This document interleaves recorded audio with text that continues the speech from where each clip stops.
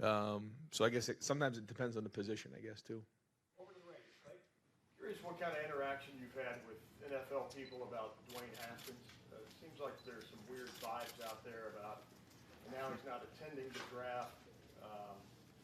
Was there a misstep along the way?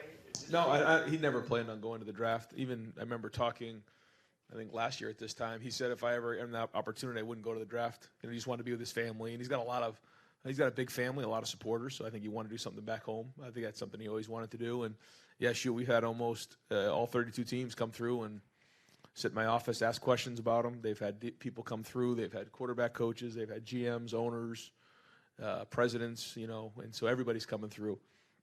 And there becomes a certain time in the draft where, guys' stock goes real high, and then they try to, shoot holes in them, and then right before the draft, they start to rise back up again. So it's just that's kind of how that thing goes down.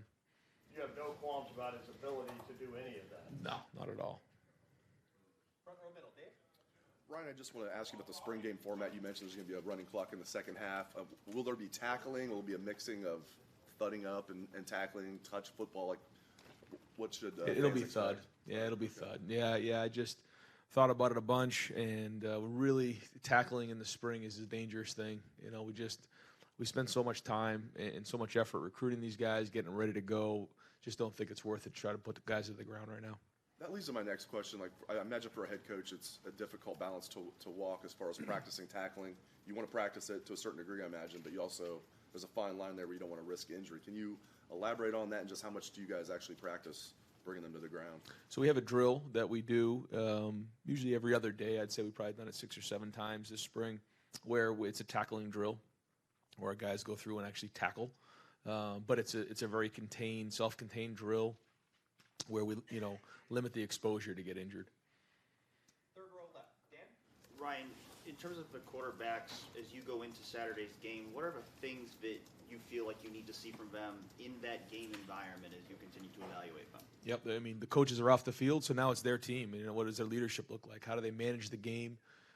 How does it look like, managing the plays, managing the drive, understanding situations, down and distance, field position, things like that. Really, really important. Leadership on the field, energy level, body demeanor, all those things we'll be looking at. And obviously the ability to, work a team down the field and score touchdowns. How important in your mind is the spring game part of the evaluation in terms of guys being in the stadium, playing in front of a crowd? Not as much. It's kind of like when you go into the preseason and guys are getting ready to play, and there's a little bit of an exposure. Like this game will be a little bit of an exposure to see how they do in that environment. But the body of work over 15 practices is really what we go back on, because we get to see that every day. We get to see how they operate, and it's our job as coaches to create game environments to see how they react and to put them in those type of situations. The only thing that would be different was now you're in front of a huge crowd in the horseshoe, and how do you respond to that? So that's a little bit a part of it, but day in and day out, we get to see how they respond to certain situations. Front row right, Austin. Ryan, you talked at the start of spring about J.K. wanting more of the load or more carries. You guys planning to do that? What do you see as the complement to J.K. for the ground game? Well, I mean, I think that last year we got the ball to the perimeter a little bit more in terms of some of the bubble screens and like that. We'll continue to build that. The quarterback run is something that we're gonna be more involved with again this year, and then we'll see as we continue to build this identity on offense, because it is going to be different than it was with JT. It'll be different than it was with Dwayne. How we continue to do that. How have you seen that competition for the backup or 2 or 3 spots at tailback work out? It's been good. It's been good. Master Teague's had a little bit of a nagging injury, but when he's been out there, he's done a nice job. He's been very deliberate with his reps. I think he's done really well. Marcus Crowley's really shined. He's a young guy who's Gatorade Player of the Year in Florida, and he's got a lot of experience down there playing, but not in college. And so he's working through those reps, and he's learning every day. When he knows what he's doing and he's playing fast, he's big, strong back, running downhill. And DeMario still hasn't practiced, so we haven't been able to see what we can get out of him. Front row right, Tim. Yeah, Ryan, real quick, give me one name of one guy this spring. Maybe he hadn't become a starter or something, but a guy you've seen make big progress that you think could be in the picture as this thing goes on. On offense? Yeah, either way. Yeah. Either. Yeah, both sides. Yeah. On offense, I mean, again, as somebody that maybe hasn't played a lot, it probably is Garrett Wilson. Just seeing him make plays day in and day out down the field, I think it would probably be him on offense. On defense, again, Sean Wade made a lot of plays last year. He's been having a really good camp. And Josh Proctor's another guy who shined. I mean, he's got his hands on a lot of footballs, and he's done a good job. And when his eyes are in the right place and he's disciplined on each play, he is showing up. Spring football is sort of a tradition, going back eons. Would you guys now, in this modern era, be better served, do you think, by a couple of OTAs, for whatever you want to call it, or sessions, I mean, through the year as opposed to one? I mean, just what's your thoughts on that?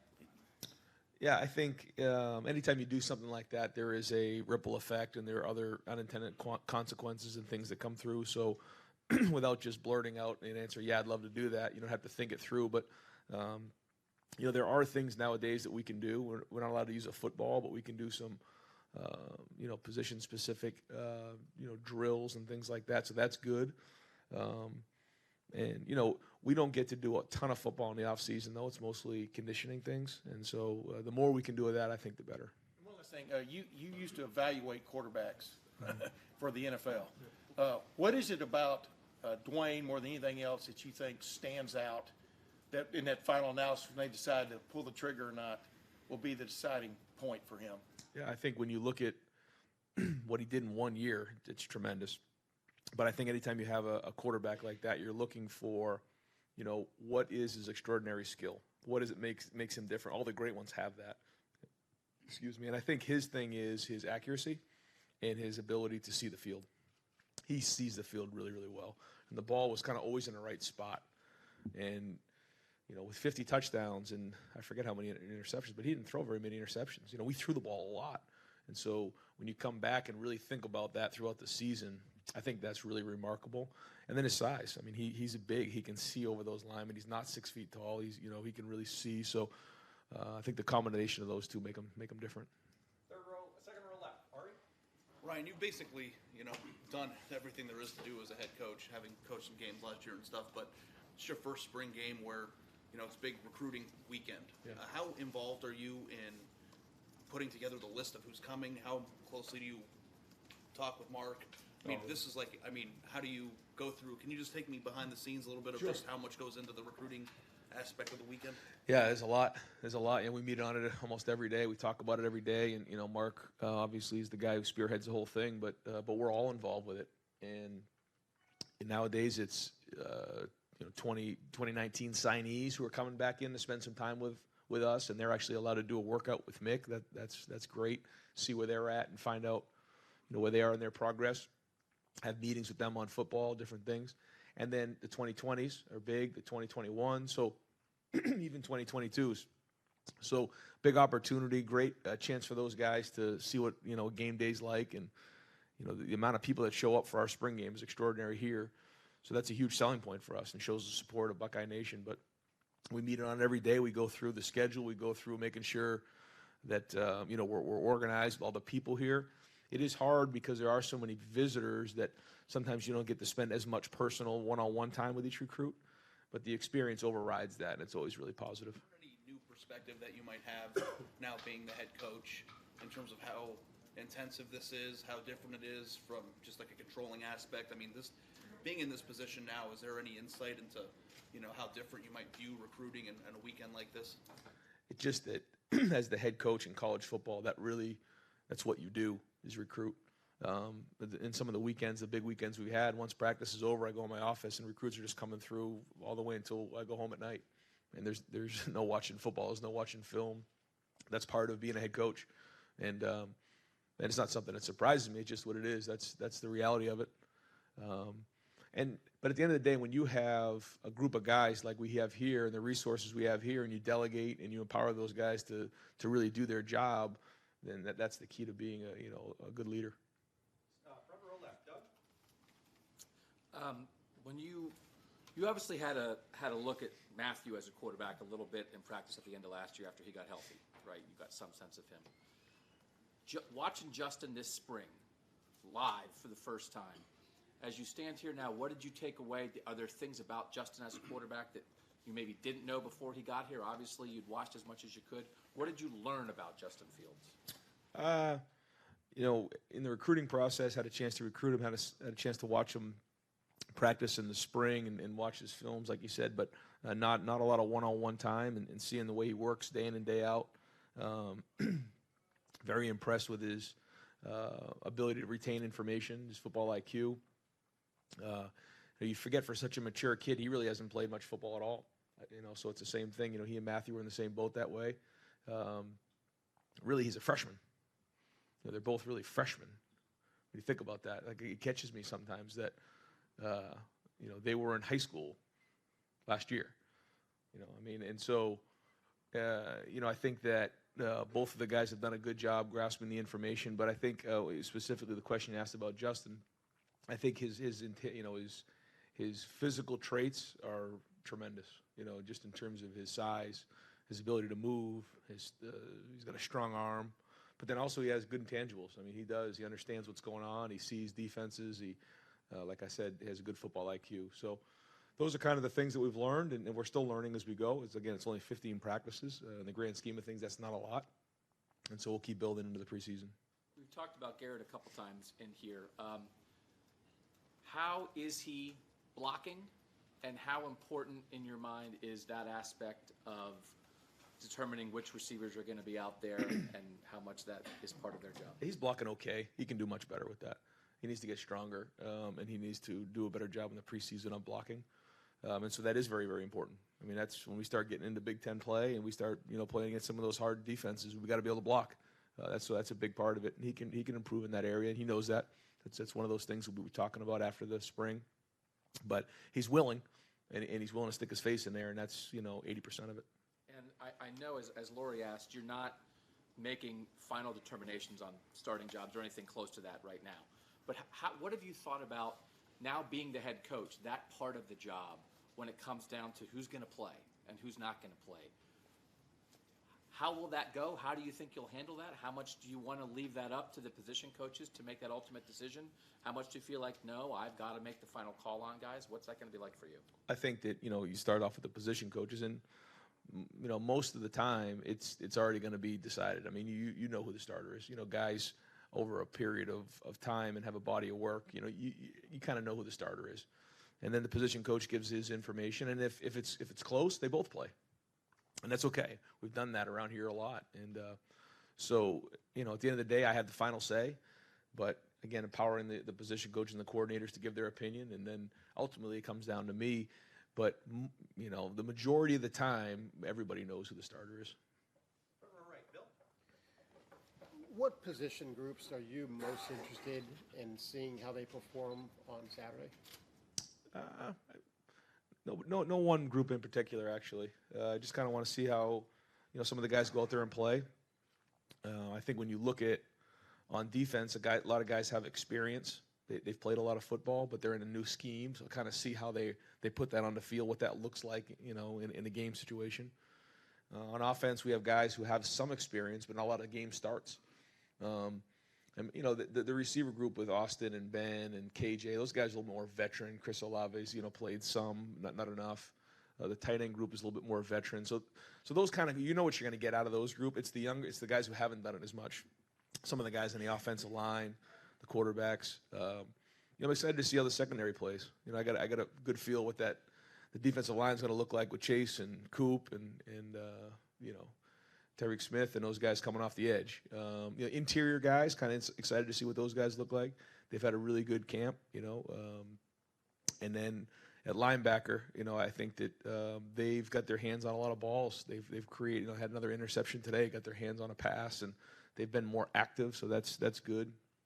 So you know what you're going to see with a lot of those positions, but some of the younger guys who haven't played, you just want to see how they react in the horseshoe in a game. Nicholas Petit-Frere, his performance this spring, how much of a jump has he taken, and where does he stand in that competition? Again, I think one of the more improved guys on the whole offense. Really impressed with what Coach Studd has done with him.